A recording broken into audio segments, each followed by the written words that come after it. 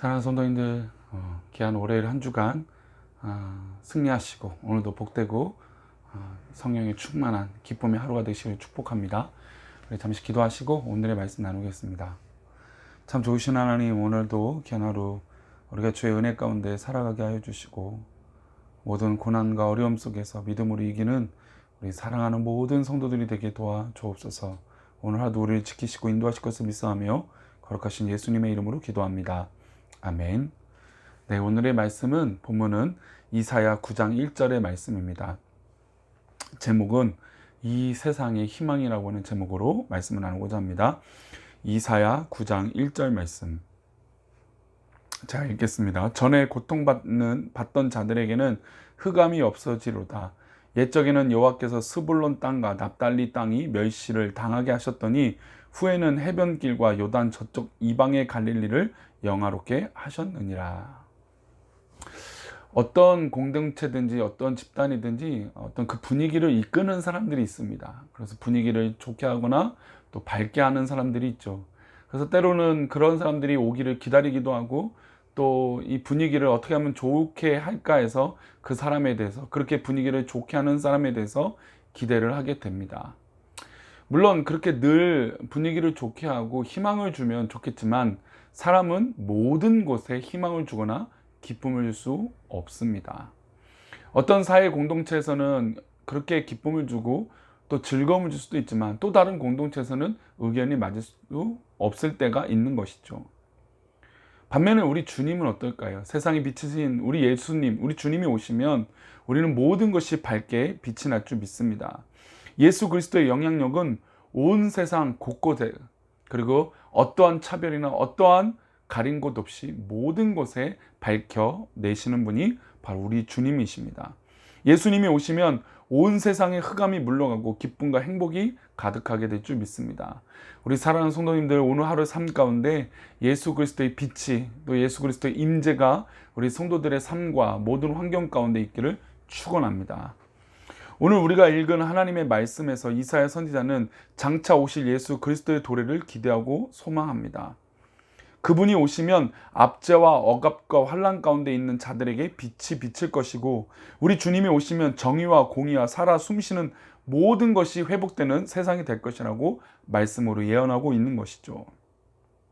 그런데 지금 시대를, 그러니까 이사야 선지자가 다스리고 예언하고 있는 시대는 아하스라고 하는 왕인데, 이 아하스 왕이 미련한 행동을 계속하는 것이었습니다. 이사야 선지자는 아하스 왕에게 두려워하지 말라고 여러 번 알려주었죠. 아람과 북이스라엘 연합군을 두려워할 필요가 없었습니다. 세상의 패권을 가진 아수르도 두려워할 필요가 없으며 또 오직 하나님 한 분만 붙들고 있으면 되는 것이었습니다.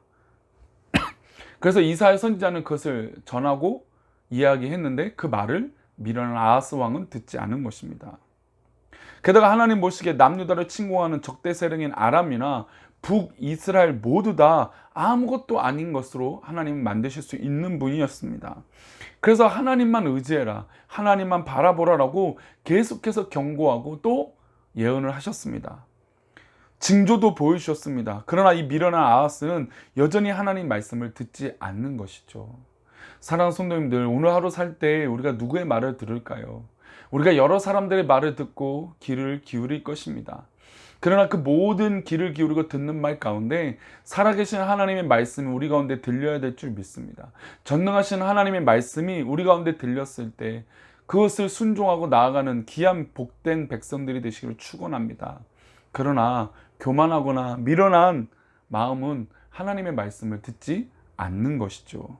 선지자의 말씀도 귀담아 듣지 않습니다. 하나님을 두려워하지 않고 세상을 두려워하고 주변 열강들을 두려워합니다. 왕이 이 지경이니 백성들은 더욱더 피폐해질 수밖에 없는 것이죠. 영적으로 무지한 상태로 더욱더 나아갈 것입니다. 그래서 우리가 지도자나 또 리더들을 위해서 기도해 줄 부분들은, 그런 리더나 아니 목회자들이 영적으로 무너지면 그 모든 공동체는 영적으로 무너질 수밖에 없습니다. 하나님은 아하스 왕에게 징조를 보여주시고 이사야 선지자를 통해서 경고의 말씀들을 해주셨지만 그 말씀을 듣지 않는 미련한 지도자의 모습을 보여주었습니다. 하나님께서 지금 남유다의 상황이 이대로 끝나지 않을 것이라고 말씀하셨습니다. 하나님의 말씀대로 얼마 지나지 않아서 북이스라엘은 아수르에게 망하고 남유다는 바벨론에 의해서 멸망당합니다.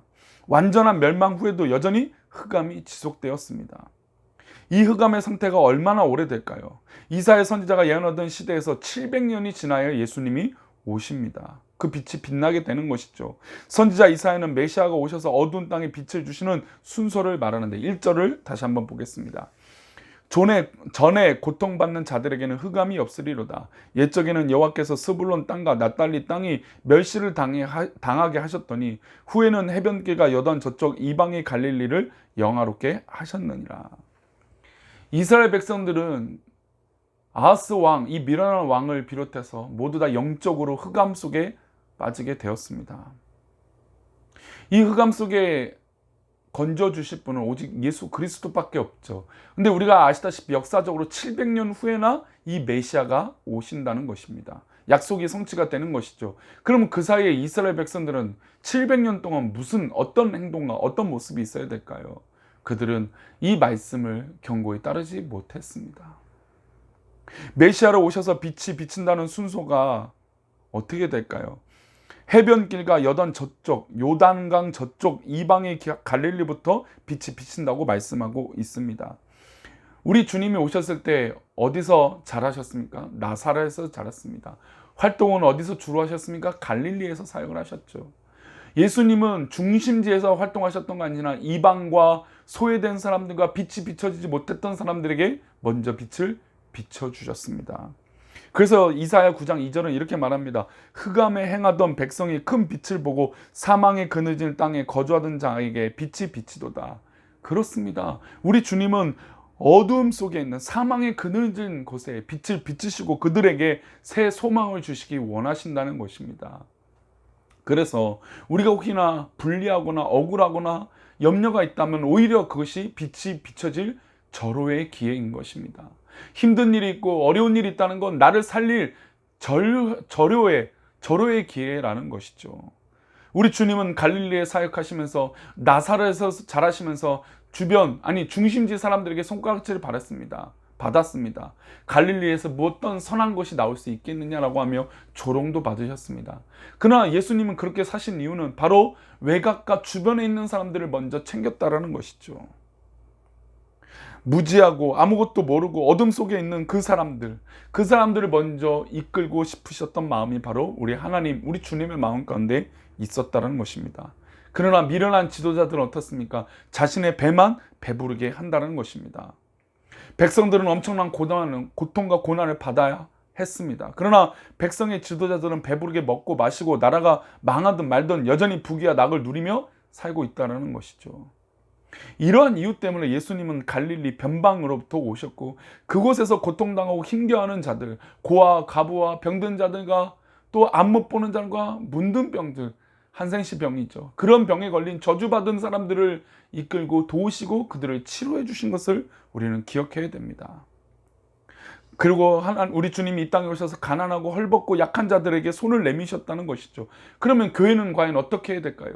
교회가 세상의 빛이 되어져야 되는 건 바로 이렇게 소외되고 억울하고 힘든 사람들을 도와줘야 됩니다. 그렇게 어렵고 힘든 사람들을 도왔을 때 그들이 우리에게 갚을 수 있는 것이 있을까요? 죄송하지만 그것을 기대한다는 건 선한 행동이 아닙니다. 우리는 이미 그들에게 받을 것이 없습니다. 우리는 이미 우리 주님으로부터, 우리 예수님으로부터 충만하게 채워짐을 받았기 때문에 그렇게 사는 것이죠. 그러니 사랑하는 성도님들, 우리가 선을 베풀고 또 구제하고 사랑하는 것은 계산에 서서 하는 것이 아닙니다. 우리 주님이 그렇게 사셨던 것처럼, 우리 주님이 이 어두운 것에 희망이 되고 소망이 되고 빛이 되셨던 것처럼 우리 교회도 또 우리의 삶도 바로 그런 빛의 삶을 살아야 될 줄 믿습니다. 계속해서 선지자가 구체적으로 말하고 있는데 7절 말씀은 이런 말씀이 나옵니다. 그 정사와 평강이 더함이 무궁하며 또 다윗의 왕자와 그의 나라에 군림하여 그 나라를 굳게 세우고 지금 이후로 영원히 정의와 공의로 그것을 보존하실 것이라. 만군의 여호와 열심히 이를 이루시리로다. 세상은 어두워지고 있습니다. 세상은 악해지고 있죠. 평강도 없고 정의도 없습니다. 그러나 다윗의 때가 그렇게 견고해졌던 것처럼 우리 하나님이 임재하시면, 우리 주님 다시 오시고 우리 주님 역사하시면 우리의 나라를 굳게 하여 주실 줄 믿습니다. 그리고 우리에게 무엇을 세워주십니까? 영원히 정의와 공의를 보존해 주신다는 것입니다. 우리가 익히 알다시피 사회 뉴스나 또 정치적인 사회 뉴스를 듣다 보면 정의가 어디 있고 공의가 어디 있냐라고 하는 질문을 쉽게 던질 만한 뉴스들이 많이 나옵니다. 돈만 있으면, 권력만 있으면 그것을 선하게 활용하지 못하는 모습들을 더 많이 보게 되는 것이죠. 그렇다면 우리 믿음의 사람들은 어떻게 행동하고 활동해야 될까요? 바로 하나님, 주님의 온전한 임재가 있어서 정의와 공의를 곧 우리 주님께서 이루어 주실 것을 믿고 나아가야 될 줄 믿습니다. 그래서 주님이 이렇게 말씀하세요. 하나님께서 만군의 여호와의 열심히 일을 이루신다. 우리 하나님의 역사는 빛을 비춤으로 공의와 정의를 속히 이루어 주신다는 것입니다. 그것도 그냥 이루어 주신 것이 아니라 열심히 일을 이루신다는 것입니다. 그래서 혹시 지금 정의롭지 못한다, 공의롭지 못한다, 이런 어려운 상황 가운데 있다면 곧 우리 하나님께서 정의와 공의를 이루실 것을 믿고 나아가는 우리 사랑하는 성도님들 되시기를 축원합니다. 우리가 일제 이야기들을 종종 하게 됩니다. 왜냐하면 일제의 압제 때는 이 36년 동안 얼마나 어둠 속에 있었습니까? 그러나 독립운동을 하고 또 일제의 만행에 앞서서 그 총칼에 무릎 꿇지 않았던 것은 바로 이 독립의 희망을 가졌기 때문에 그렇게 힘쓰고 애를 썼던 것이죠. 마치 우리도 그런 영적인 싸움이 지금 있는 것입니다. 영적으로 다 눌려있고 공의가 없고 정의가 없는 이 영적인 이 시대에, 악한 영적인 이 시대에 우리는 마치 영적인 독립투사가 되어서 빛과 희망을 노래하는 그런 교회가 되어져야 될 줄 믿습니다. 어렵죠. 힘들겠죠. 또 때로는 져야겠죠. 그러나 그것이 우리에게 문제가 아닙니다. 전능하신 하나님께서 우리에게 빛을 비춰주시면 우리 안에 참된 평화와 정의와 공의가 이루어질 줄 믿습니다. 더불어서 이 땅 가운데 하나님께서 열심히 정의와 공의를 이루어 주실 줄 믿습니다. 그러니 우리의 희망은, 우리의 이 땅의 희망은 바로 우리 주님이십니다. 주님이 희망이시고 주님이 전부가 되어지는 것이죠. 그러니 우리 사랑하는 성도님들, 오늘도 혹시나 억울하고 속상한 일 있다면 희망 되어주신 우리 주님 앞에 모두 다 내려놓고 기도하시길 소망합니다. 하나님, 이것을 정의롭게 변화시켜 주옵소서, 공의롭게 변화시켜 주옵소서. 그리고 하나님 기뻐하시는 일들이 이루어지게 하여 주시옵소서. 그런 마음으로 우리가 나아간다면 하나님께서 기뻐하여 주시는 놀라운 열심으로 우리를 새롭게 해주시며 우리 성도들을 회복시켜 주시며 정의와 공의로 우리를 이끌어 주실 줄 믿습니다. 세상의 희망이요, 세상의 전부 되시는 우리 주님을 신뢰하고 믿음으로 나아가는 우리 사랑하는 성도님들 되시기를 축원합니다. 승리하십시오. 이기십시오.